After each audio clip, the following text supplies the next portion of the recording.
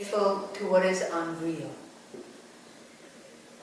That's Hafez, the Persian poet. Birth is real, and we're a culture that is addicted to the unreal.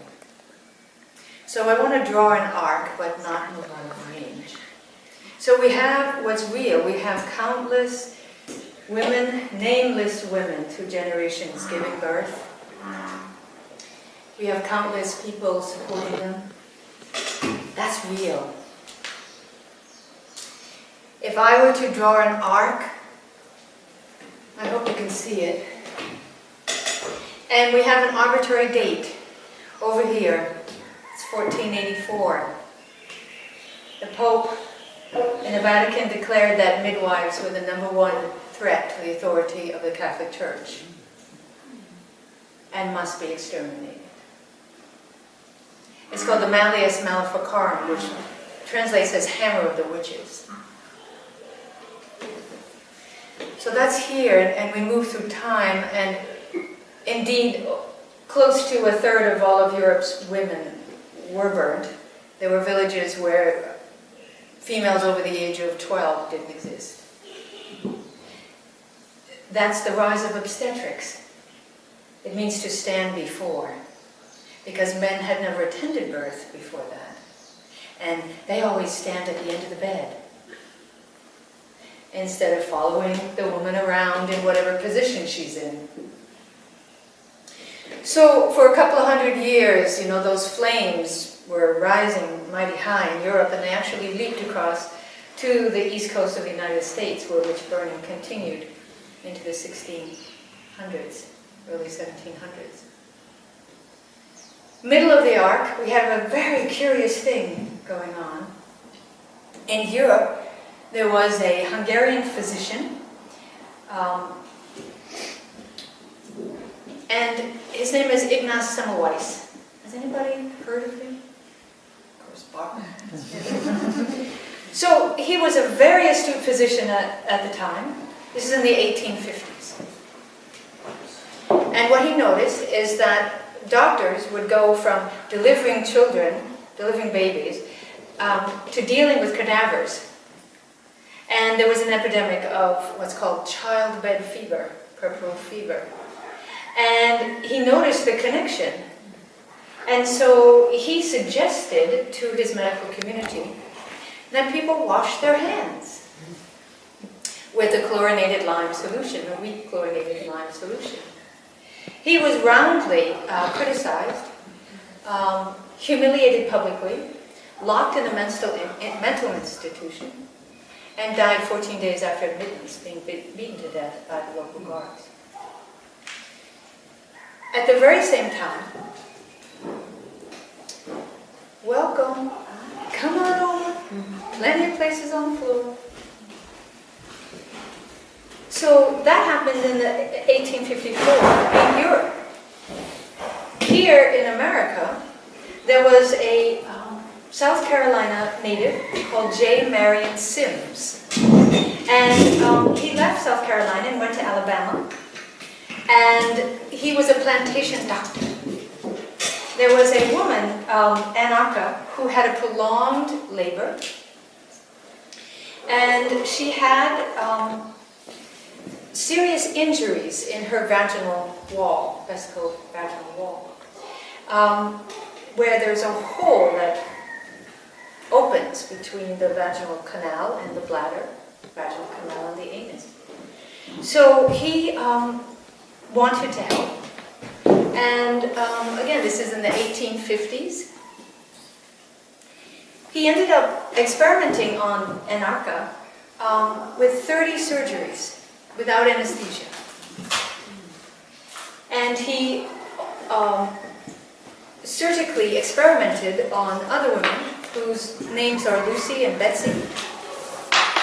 He personally bought 12 additional slaves to experiment on. So this is our arc.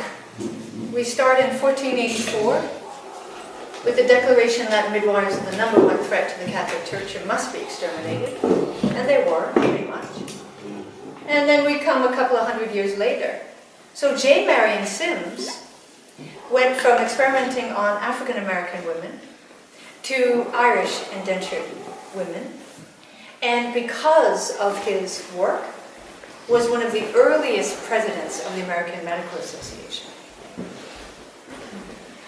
So we move this arc, which is unreal, because all through this time women are giving birth. That's what's real. I am glad not many men and women are faithful to what is unreal, says Hafez. Sometimes God encourages adultery. Your spirit must leave the bed of fear. So this arc continues all the way to now. We got Donald Trump out there. It's the same continuum. But what's real through all of this is that women keep giving birth. Because that's what's real. Hafez goes on to say, women need to utilize their superior intelligence about love, so that their legacy will teach us how to be strong and forgiving. So these stories tonight, welcome. These stories tonight are about the legacy of women, because we need women to utilize their superior intelligence about love, so that their legacy will teach us how to be strong and how to be forgiving. Some of these stories, a few might have already heard, a few have participated in. And for that, please enter in a new way. I want to tell a story that is very near and dear to my heart. And it is a story about a woman who unleashed her superior intelligence of love. And it goes like this.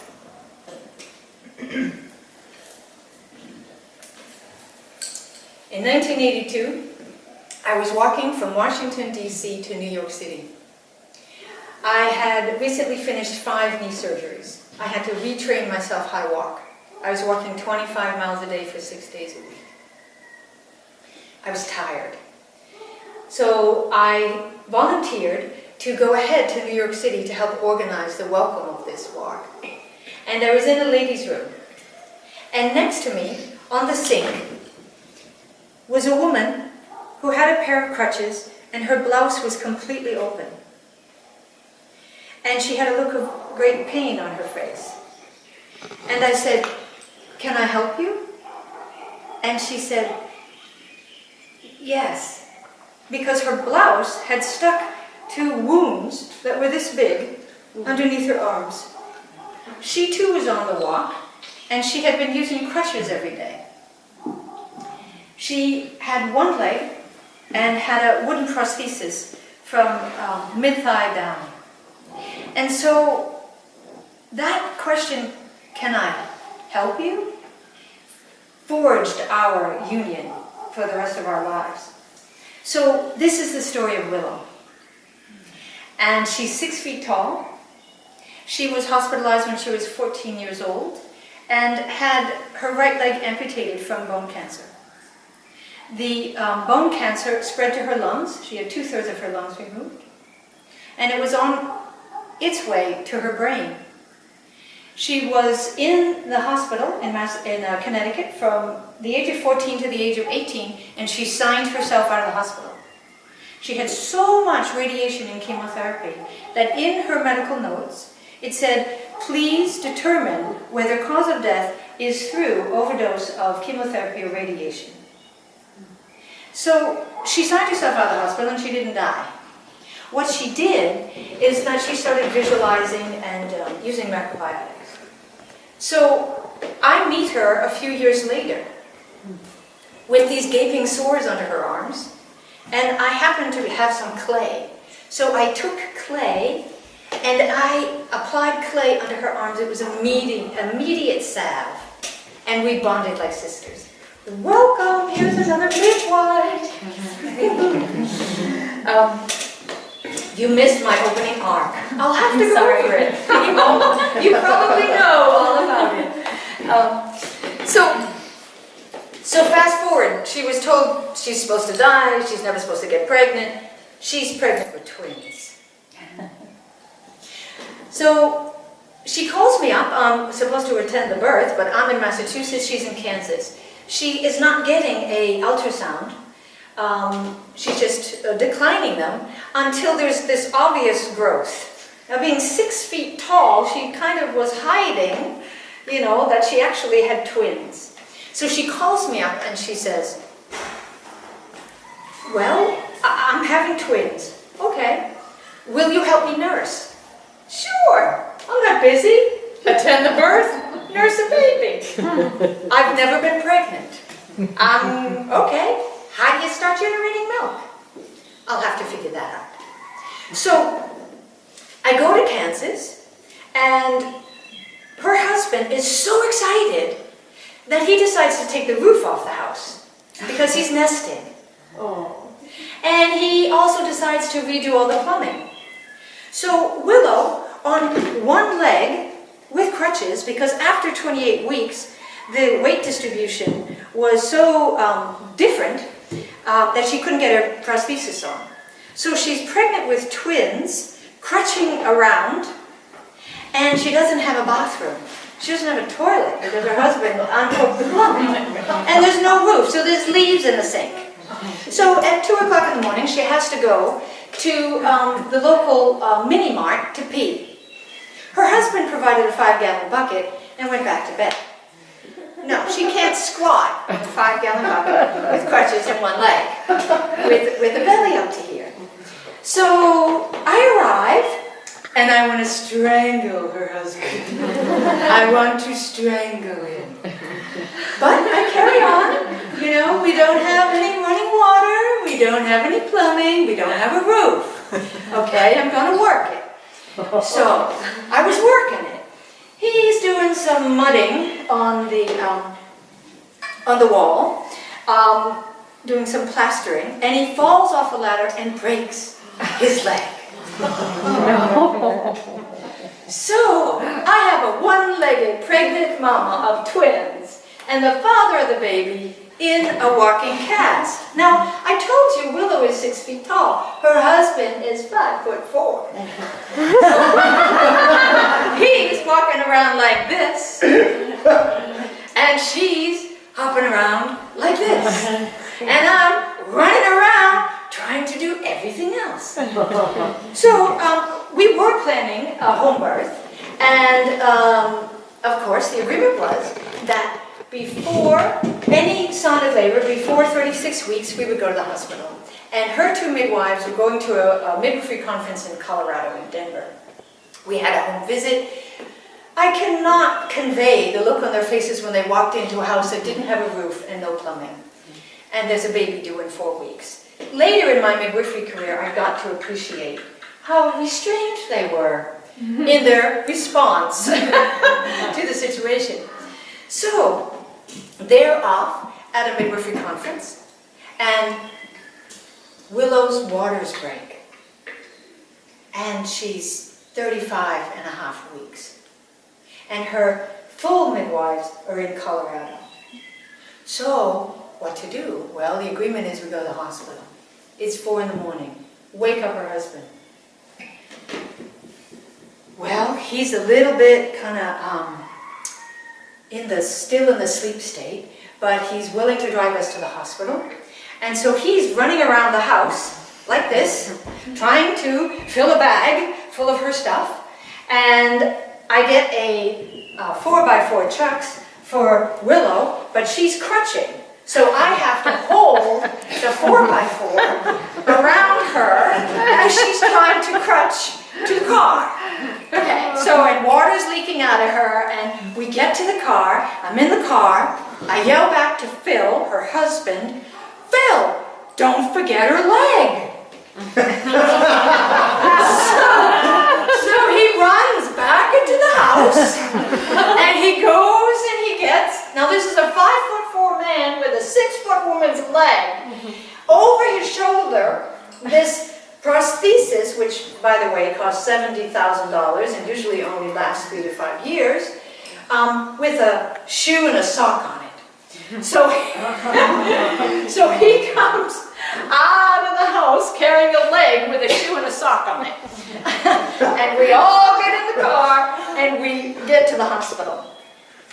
It was quite a scene at the hospital, as you can imagine. We pull up at the ER, they come running out with a wheelchair, and they don't know who to give it to.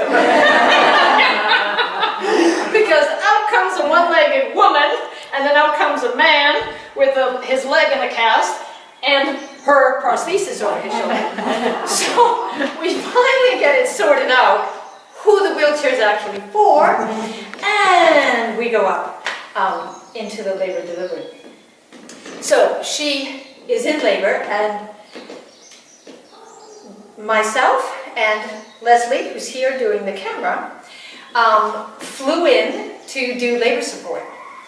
And we had strict instructions that we were to stay with the babies at all time. And we took that very seriously. Willow ended up with a C-section, which saddened us all, and we just stayed present in the moment. You have to remember this is 1987 and it's Kansas. And there's a C-section, and the babies immediately go into the nursery, and Leslie and I, we are true to our word. We are not leaving these babies out of our sight.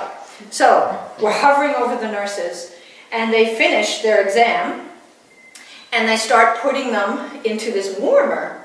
And Leslie says, "What are you doing?" "Well, we're putting them in a warmer to wait for the mother." And without a hesitation, Leslie rips open her shirt and goes, "I'm 98.6, and picks up Sky. So one of the twins is here.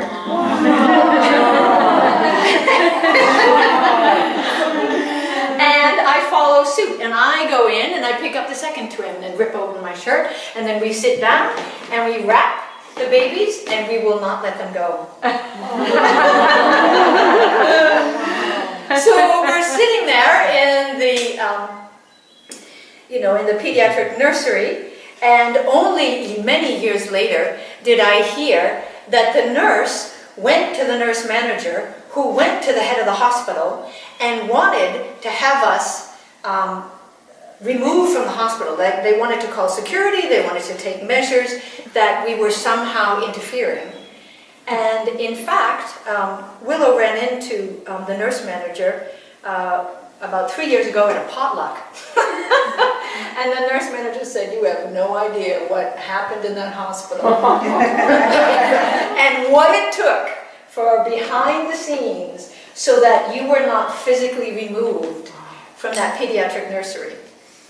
And so we were able to stay with the babies, keep them warm until Willow got out of surgery, and then we offered the babies back into her arms, and she nursed successfully.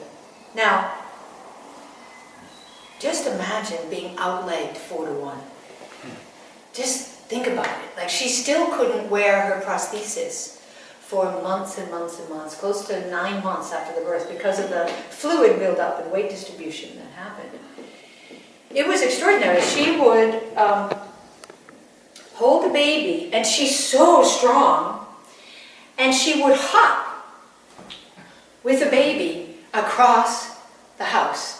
Now, there was never any danger that she was going to drop the baby or that she would fall, because she's just so incredibly strong. So I invited my pituitary gland to talk to my mammary glands. How, you might ask? I used homeopathy and visualization. And by 6 weeks, I was producing milk. And Sky was the baby that I had been comfort nursing them. And all of a sudden I looked down, and there's milk dripping out of his mouth. And it's coming out of my body. And so we called Willow Gulp Mama, because the baby was and I was Sip Mama. But I produced milk for over a year, and she successfully nursed the twins until they were 4 years old. They had a 4-year-old birthday party, and the birthday party was saying bye-bye, to the breast. I think the hardest moment is when I had left them, and the twins were much older, and they also had a younger sibling. And Willow is a world champion in Taekwondo in the disability category. And she was in practice one day, and she fell and broke both wrists. Oh. So she has one leg and no hands, and 3 kids under the age of 8. This is a woman who has demonstrated superior intelligence about love, so that her legacy can teach us how to be strong and how to be forgiving. Things that Willow's story inspires me is that she did everything she could from the time of 18 years old until the birth of the twins to avoid the hospital. If you think you have had trauma in the hospital, imagine being there from 14 to 18 and watching your body parts disappear. And in her birth, she ended up in the hospital. And it was absolutely perfect, because she removed her spirit from the bed of fear. Just like Hafez says, sometimes God encourages adultery. You must remove your spirit from the bed of fear.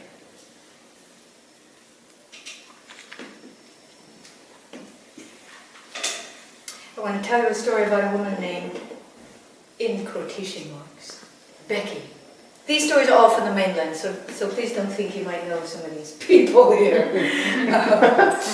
Okay, so she rolls in and she has a 4-year-old son, David. She's from Alabama.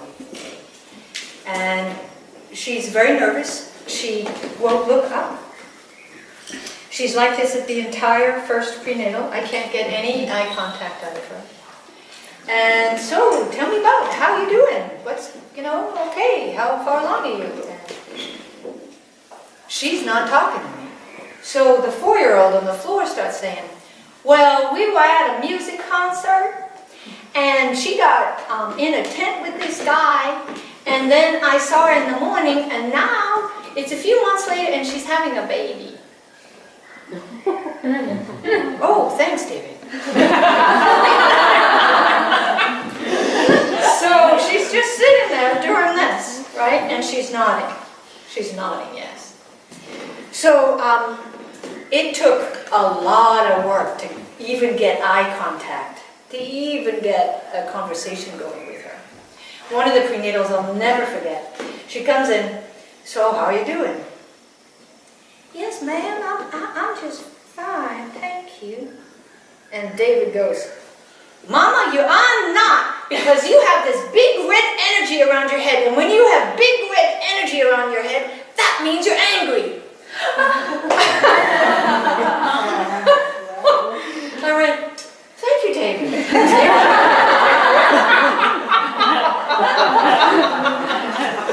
So, it took time. It took time to work with this couple. Where's the father of the baby? Oh, why, he's busy. David goes, he is not. He just likes his guns.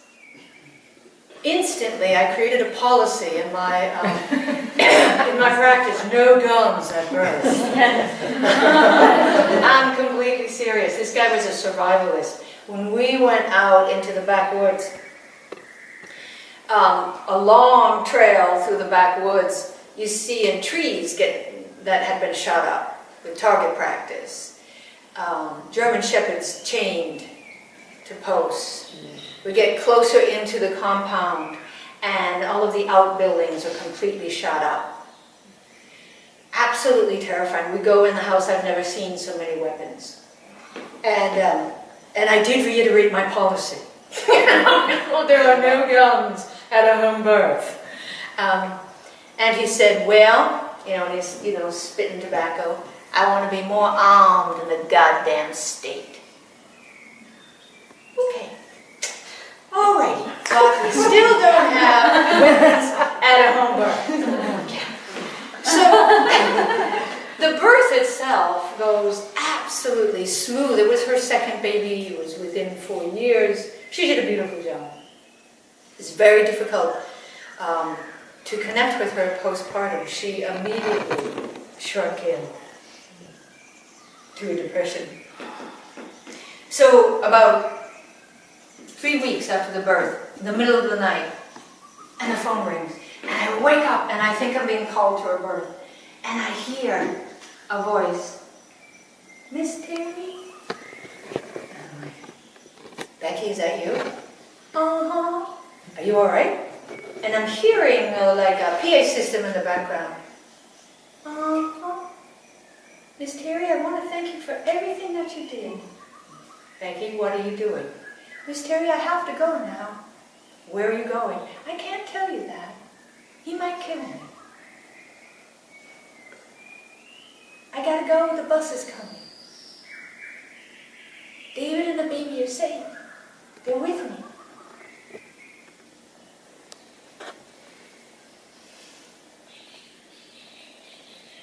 Then there's a click on the phone. Never saw it or heard from her again.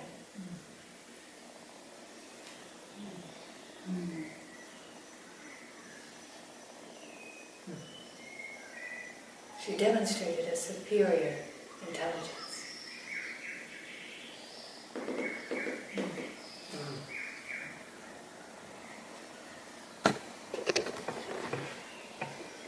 Beyond physical strength and power, and dig deep into moments of ecstasy and pain and strength and unbelievable fortitude. The love pouring out of every cell of their being. For those of you who don't know, our bodies generate the hormone oxytocin, and it's only produced in 3 times in a human life: during a sexual orgasm, during birth, and during breastfeeding. At the time of birth, an uninterrupted labor becomes this volcano of oxytocin, and a woman just explodes with love. She will fall in love with everything she lays eyes on. It's actually quite profound. It's part of our legacy as mammals to love. And so that she is bonded to that child, so that she will be up night after night after night with a screaming infant or a sick child. And those echoes of love, I have been privileged to be able to see clairvoyantly. Other people might sense them, detect them, and I've been gifted with that. There was an amazing birth of a first-time mom. She was a professional model, and of course was very careful about her weight gain. She was actually rather neurotic about her weight gain, and we had lots of conversations about this. And she would bring in, her diet sheets, and we would go over them. And she didn't look or feel like she actually was gaining weight, although she was swearing to me that she was eating everything that she reported and put down on that sheet. And, okay, I went along with it for a little while. I knew that she wasn't really standing up to what she had written down. And so here we are at about 28 weeks, and she goes for a routine test to test her blood sugar, and it's not so good.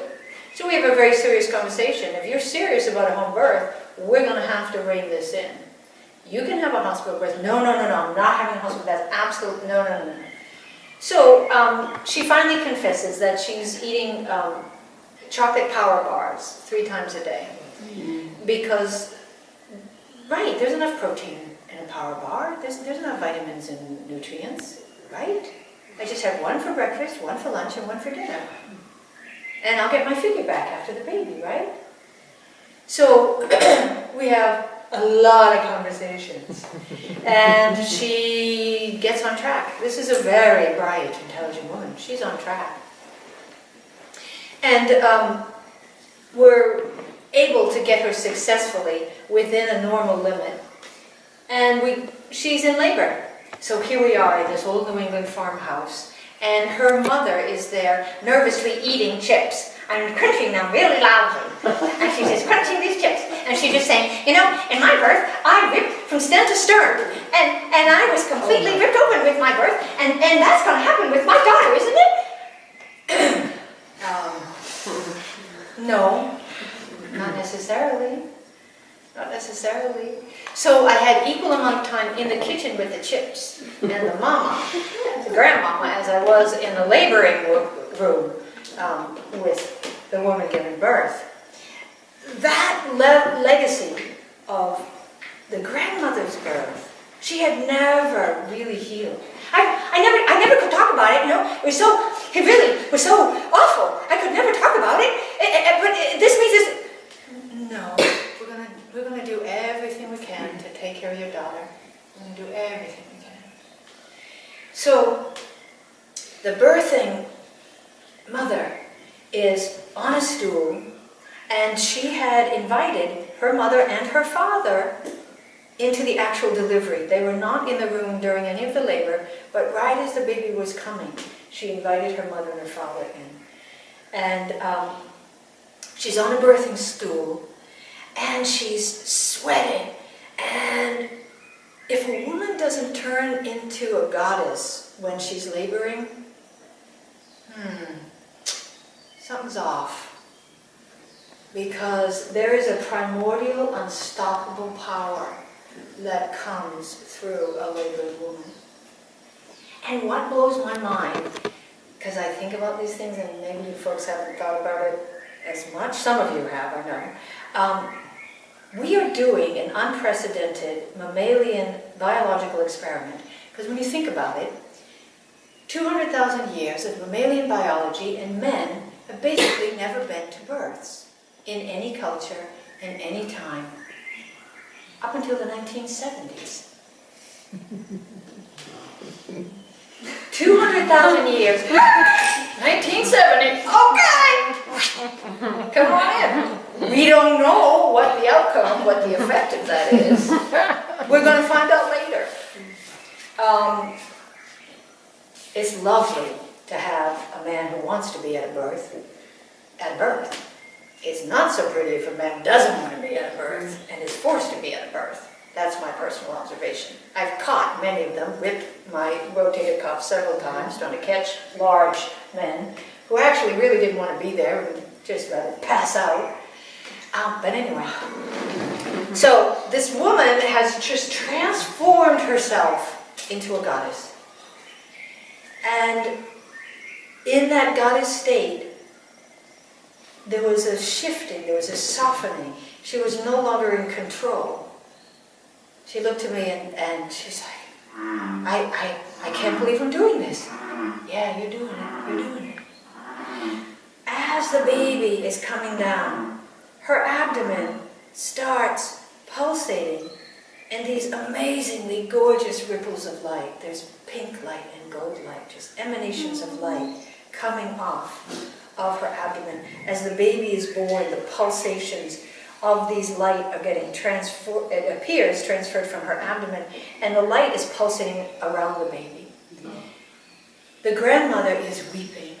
The grandfather is weeping. Everyone is silent. All you can hear is tears. And she takes the baby just ecstatically into her arms. And she didn't tear. Right? She was fine.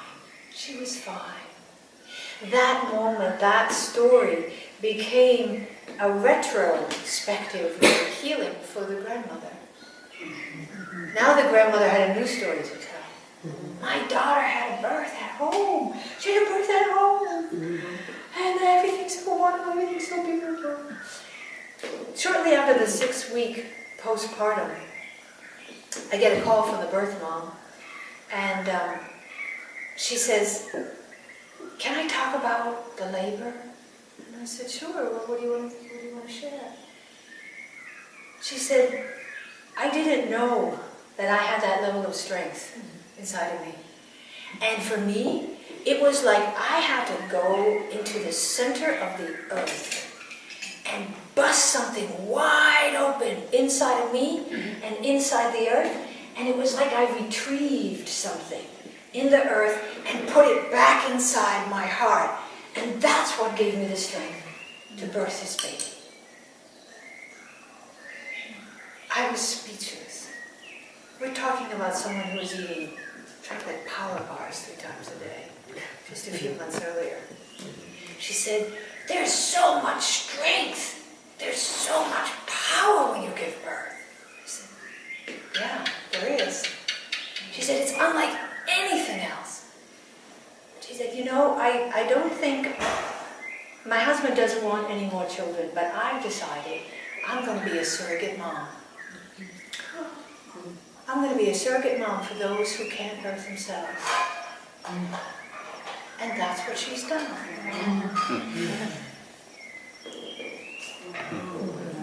Welcome.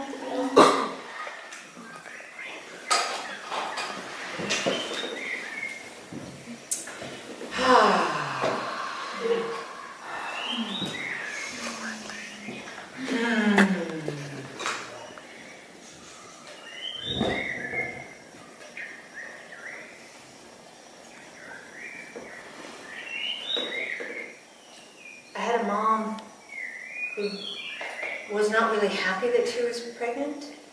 It was her second marriage. Her husband really wanted a child.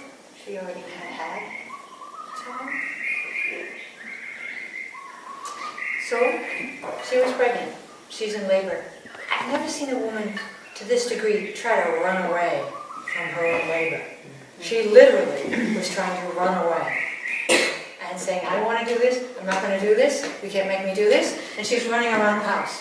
And I'm following her around the house. "No, you're doing good, you're doing fine, come back." "No, I'm not going to do this." And then she goes up to her husband, "You have no idea what this feels like."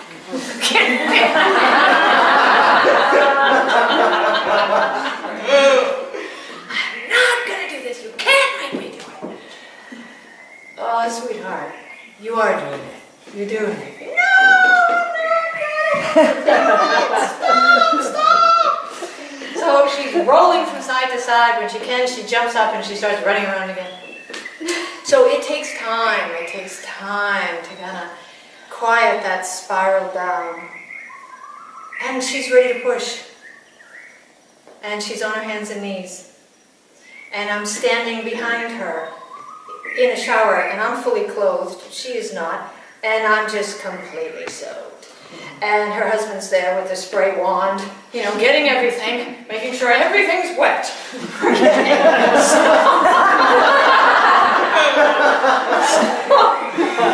So she's, and I can't believe I'm just so soaking. So she's on her hands and her knees, and she's like, "No, I'm not going to do this."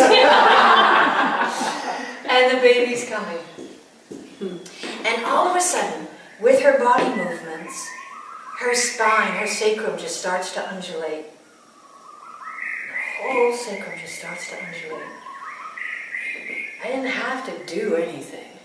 And then she gets really wide with her posture, hands and knees, and then her whole spine, it just becomes like this undulating snake. It's absolutely gorgeous. And her husband all of a sudden starts flinging her arm around, and his eyes just get really big. She just was completely transformed. And it's always interesting as a midwife to catch a baby when the woman is on hands and knees, because it was like a football. It just, boom, it's just so vivid into my head.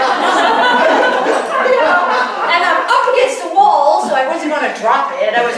But it was so fast. And you got to be delicate when the mother is on her hands and knees, because the baby's still attached to the cord.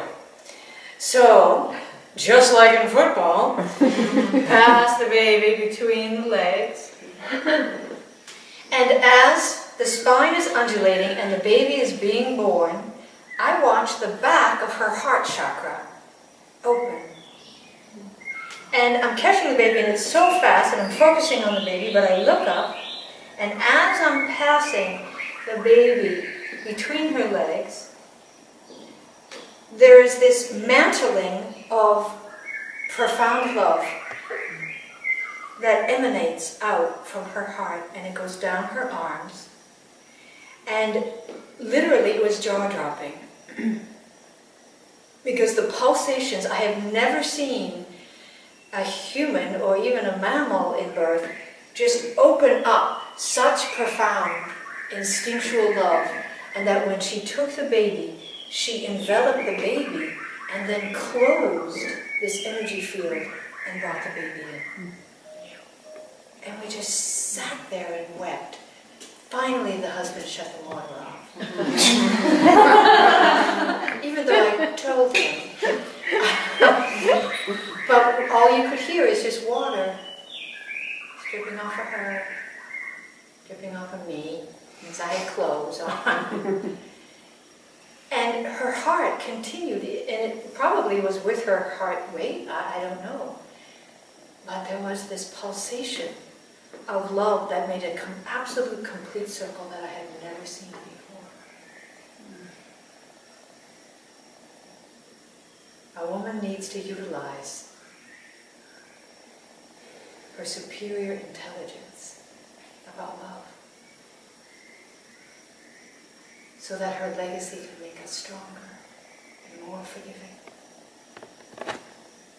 Have sung countless hours, countless days at labor. It was taught to me by a singing duo on the mainland, Justina and Joyce, back in the late 1980s, early 90s. It is in a, quote, Native American language. I asked, what particular language is this? A Northeast tribe was all I was told. Nonetheless, the cadence, the lilt, I have been privileged to sing and chant this song into the generations. So, some of you know it, so please join in, and if you don't, please join in. The words are not in English, but they're very simple. Yogi on the way,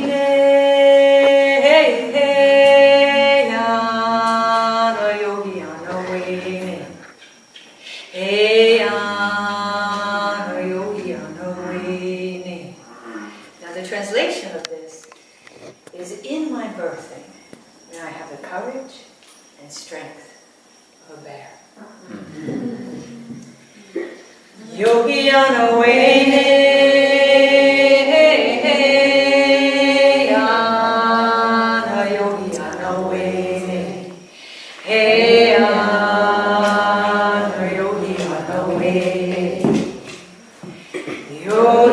Away.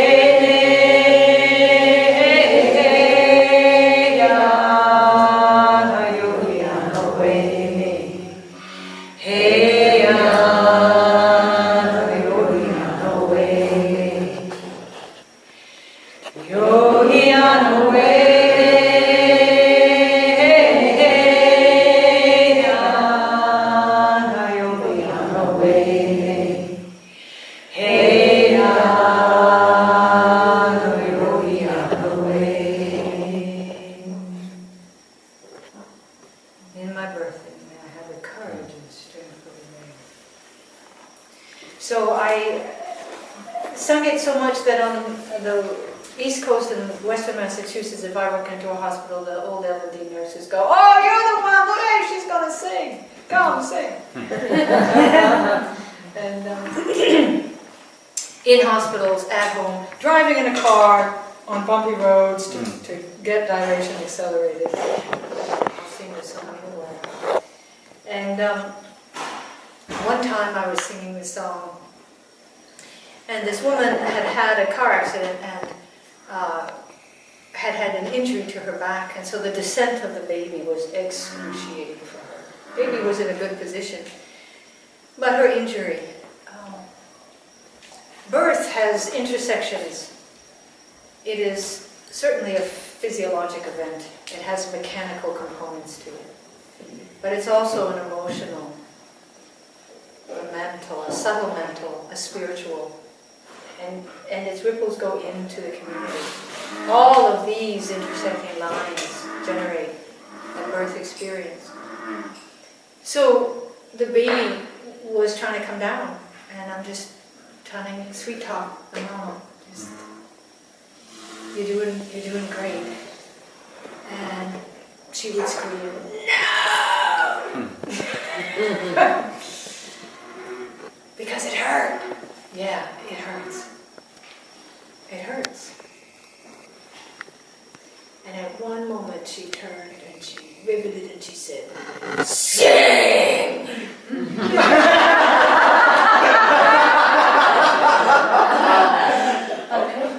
You're here on the way.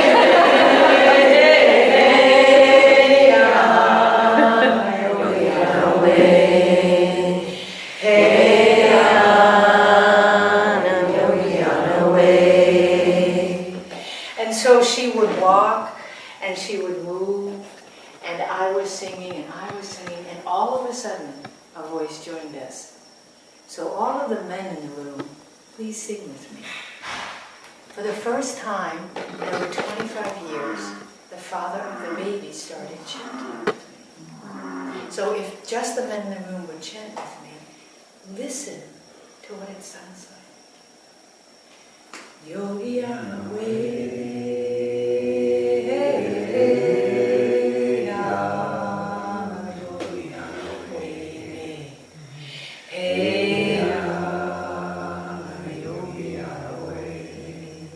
Can you feel that deep, soft bottom? The baby started coming down. Her beloved was singing and chanting to her. It wasn't just me. Her beloved had joined. So let's do it again. Just the men. Yogi on the way.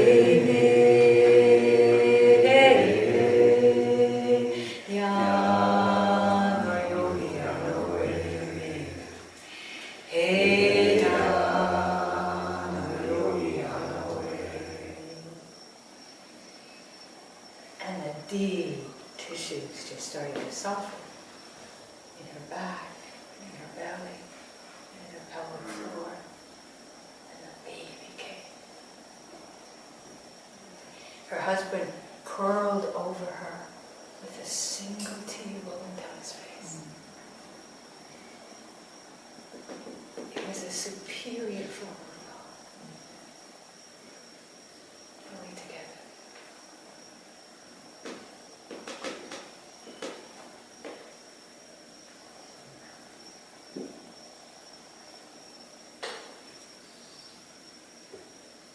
Did somebody press this for me? Yeah.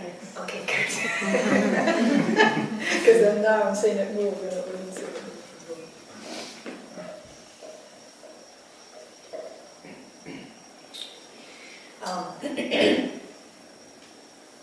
Here's another song. And I was watching a TEDx talk with Ina May Gaskin. I'm sure everybody knows who Ina May Gaskin is.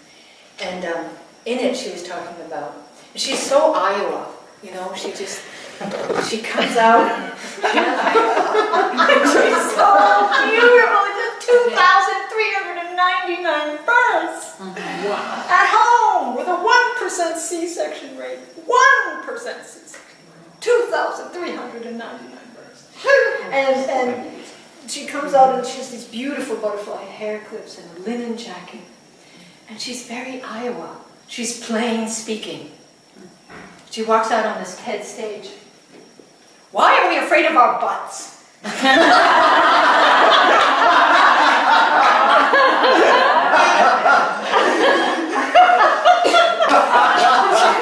Do you know any other mammal who is so neurotic about what comes out of their butt? Can you imagine? We would not survive as a species if we continue being neurotic about our butts. So this is a song about our butts. And I had a young African-American apprentice from Florida, and her grandmother and great-grandmothers were midwives in the South, as well as coming over from Africa. And they passed on this song, and then English words got added to it. And I love collecting songs. And a song about a butt, it's just, you just can't pass it over. So, I teach it a lot in my childbirth ed classes, and it goes like this. Akomalele, halelela, shum, ba. Akomalele, halelela, shum, ba. Akomalele, halelela, shum, ba. Akomalele, halelela, shum, ba. Oh, the strength of a lion is in her tail. The strength of a lion is in her tail. The lion is in her tail. The lion is in her tail. Akomalele, halelela, shum, ba. Akomalele, halelela, shum, ba. Akomalele, halelela, shum, ba. Akomalele, halelela, shum, ba. You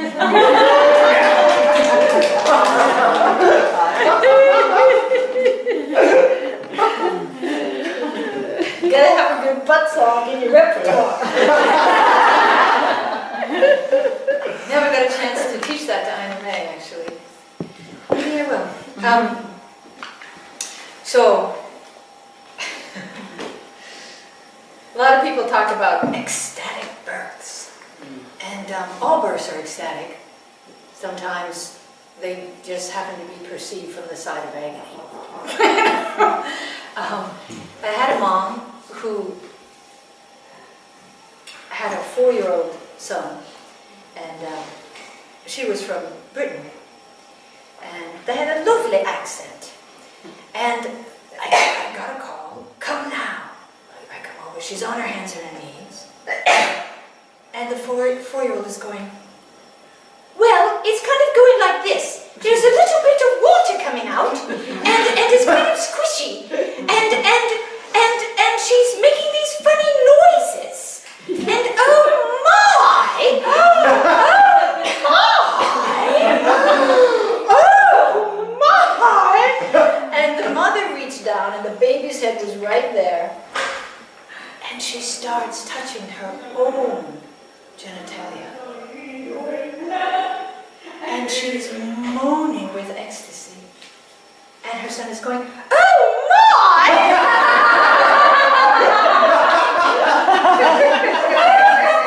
It's a little wet, isn't it?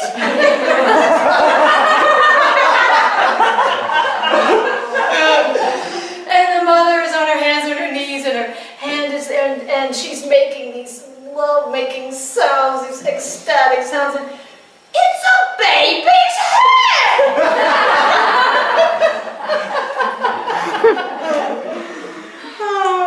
And he was right. It was a baby's head. And there were just explosions of ecstatic love.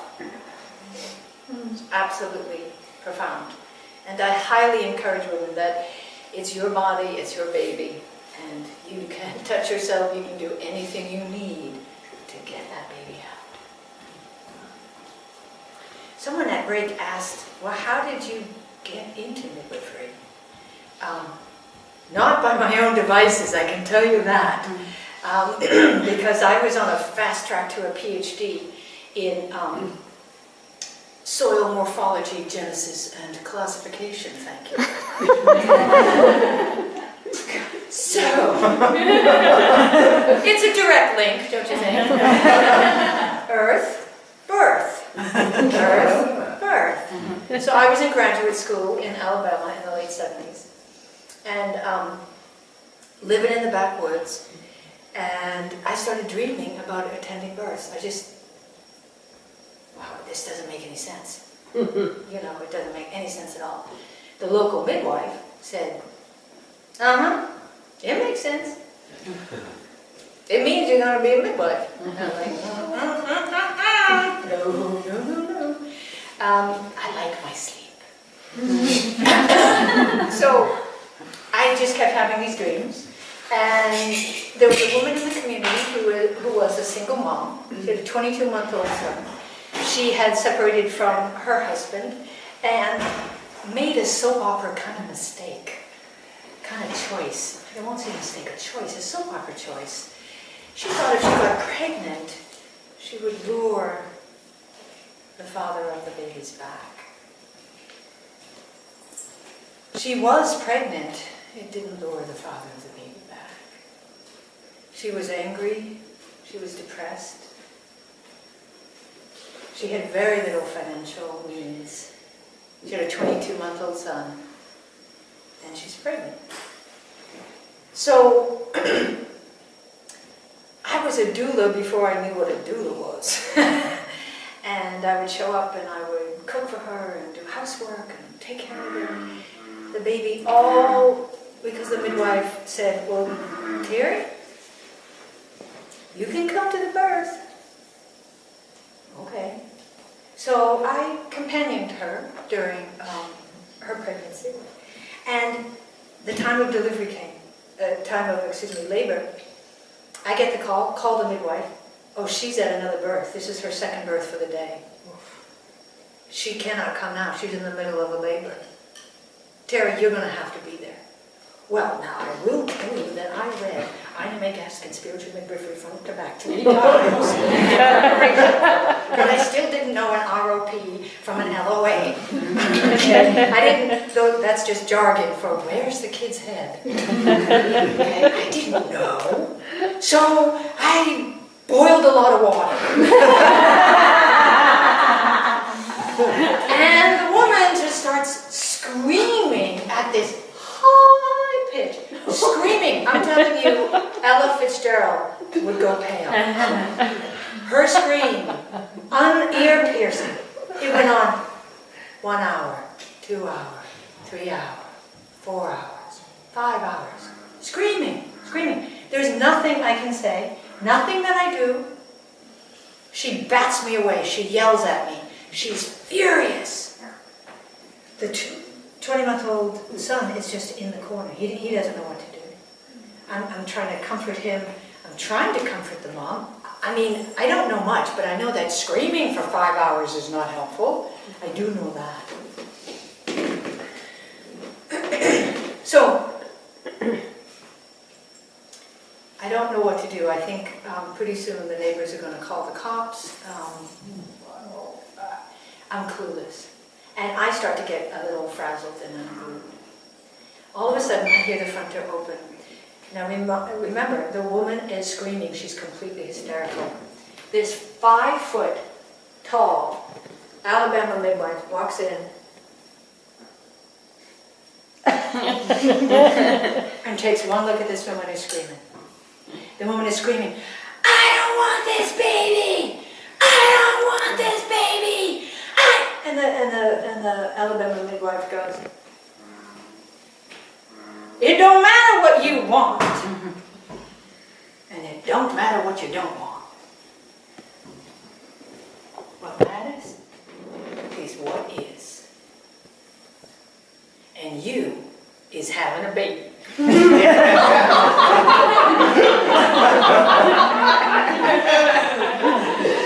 The mother stops screaming. She completely gets quiet. she pushes out an 11-pound, holy quarter-ounce baby. Well, yeah. The kid looks 3 months old. I had never been at birth before, so I'm like, whoa, that's big. And the midwife says, you know anything about taking care of babies? I said, good, because I got to go home and get some sleep. So the midwife packs up after everything is safe and secure with the birth mom and leaves. The birth mother says to me, here, I don't want her. And hands her to me. Bring her back if she fusses for nursing. Get her out of here. So I walk in the other room and I close the door and I lie down on the couch. Now I raised my 3 younger brothers, but I wasn't there at the moment of birth. And there's a conscious sentient being staring at me with these big wide eyes. And so I wrapped her up and did skin to skin and lied on the couch, and I was awake all night long and would bring her in every 2 hours, and the mother wouldn't look at her, and just nursed her and would send her away. It took a long time for the mother to accept her daughter, and it illuminated inside of me a bias that I didn't know that I had, which is mothers are supposed to love their babies. Mothers are supposed to want them. I thought that that was a non-negotiable rule here on the planet. It whipped that delusion off. But what I did see is that both the mother and the baby worked really hard to meet each other and to love each other, to get to know each other. So that's how I got into midwifery. That the midwives just kept inviting me to births. And I kept thinking, I like my sleep, and it'd be nice to kind of be a support here and there, but never in my wildest dreams did I ever imagine that I actually would be a midwife. Okay.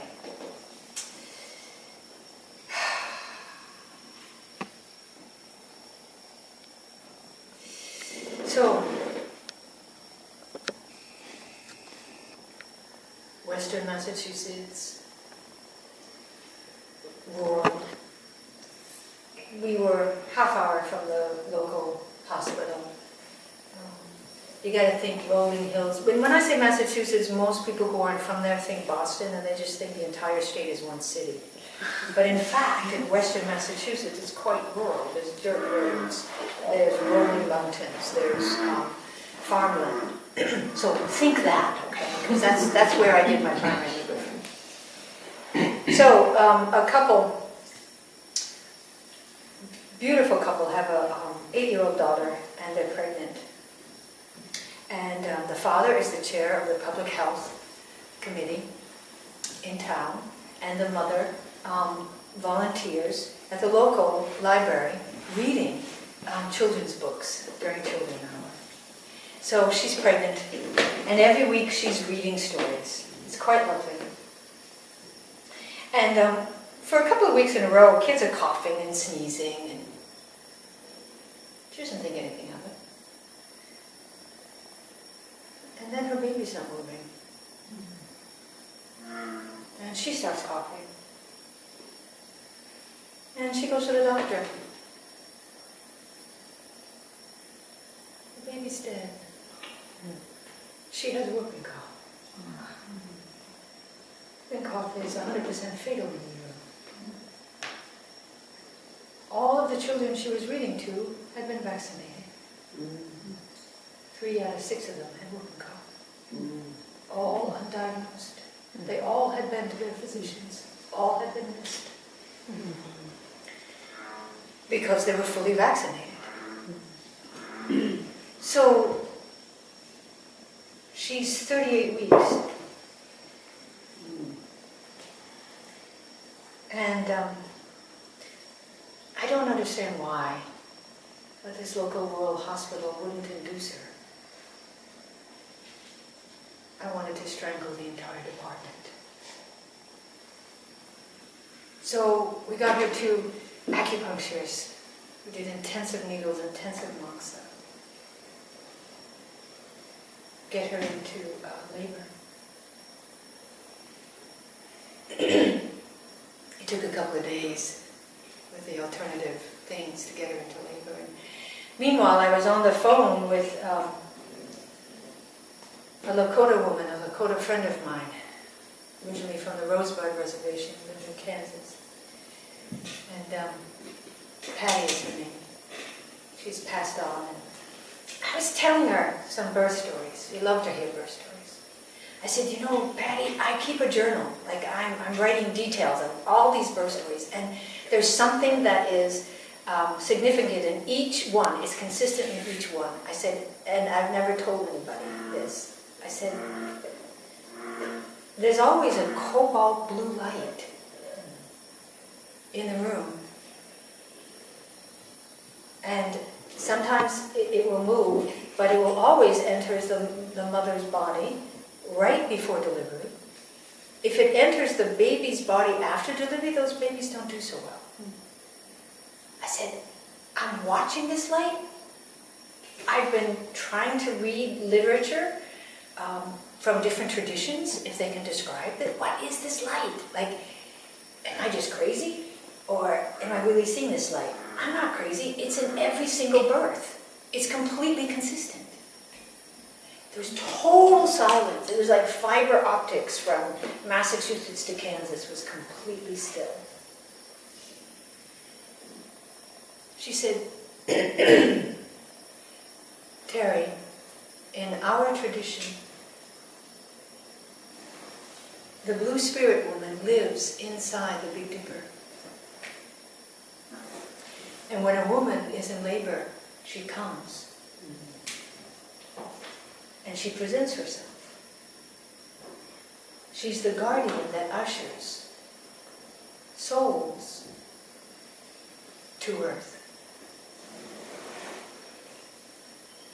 I went, oh, okay.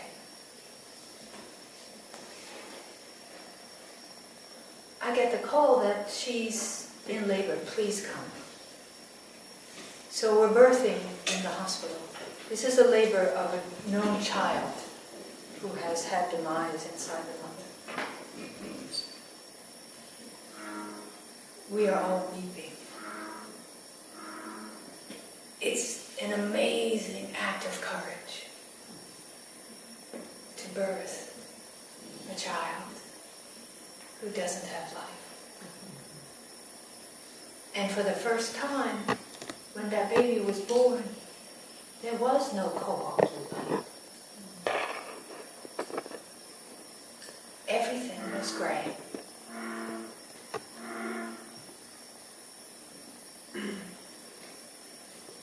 Two and a half years later, she's pregnant again.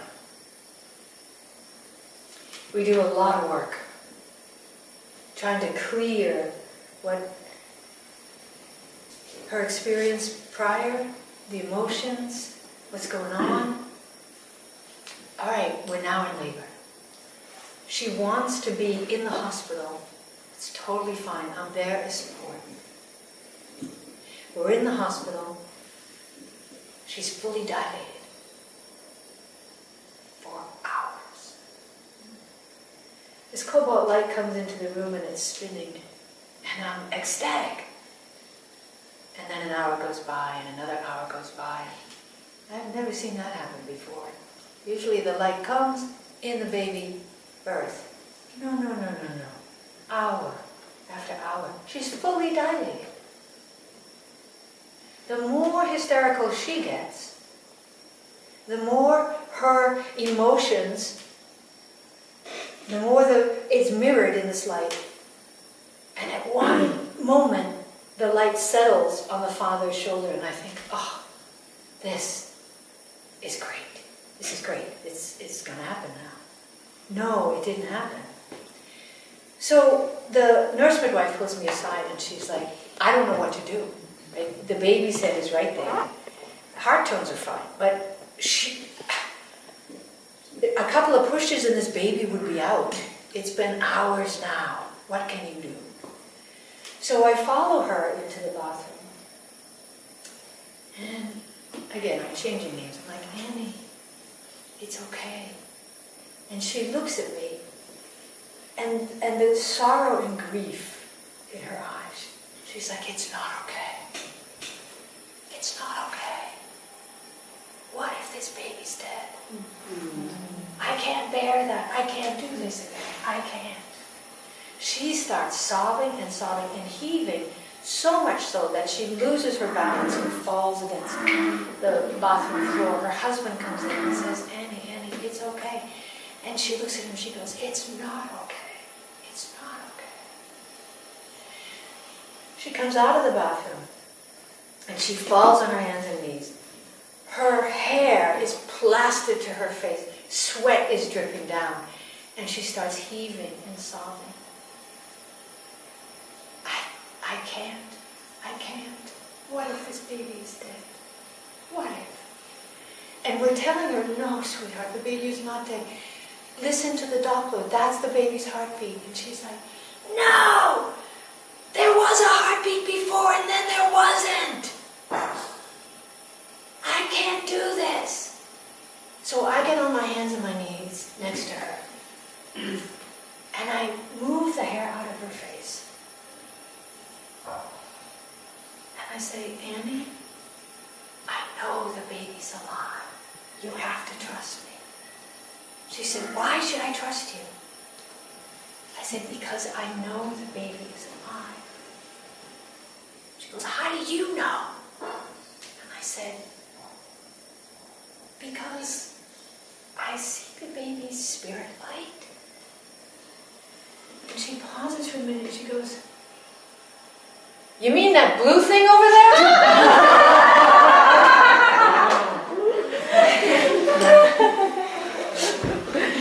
And I said, yes! And she said, oh, shit! And she just, and the light just moves towards her very slowly and very calmly. And it makes this spiral dance around her heart, and it spirals into her navel, and she starts going. 2 minutes later, we had a 7-pound, 12-ounce boy. Completely healthy.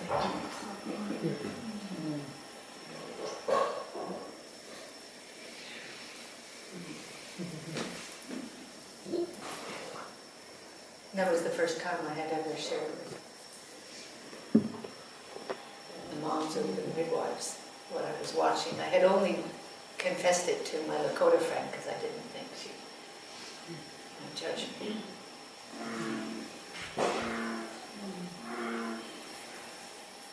There's closing in on 8 billion people on this planet. If women weren't good at giving birth, there wouldn't be 8 billion people on the planet. I never met anybody who wasn't born. Think about it. We have the real and we have the unreal. I am so glad not many men and women remain faithful to the unreal. Sometimes God encourages adultery. Your spirit must leave the bed of fear.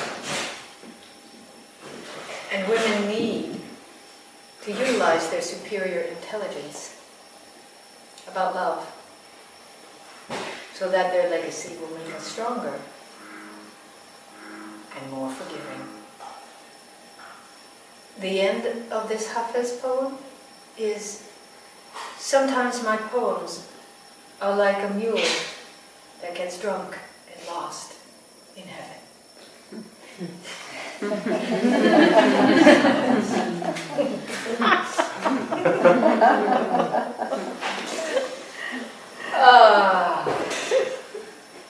So what I'd like to do is open it up to a dialogue, the questions, comments.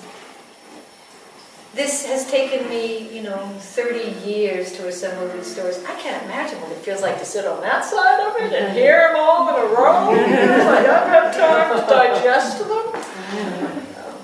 So I would love to just be in a dialogue, yeah.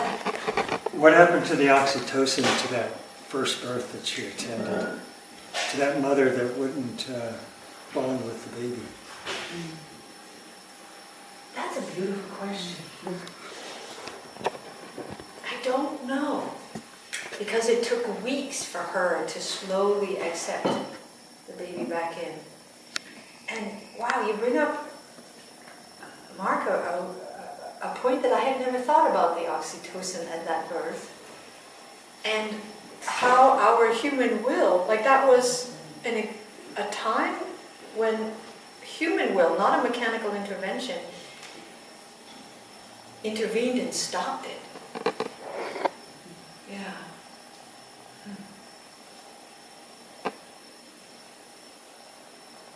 Yeah, I don't know. I'll keep thinking about that. You just brought up the thought, the mechanical intervention. You've spoken to me about this before, is that disrupt of the oxytocin.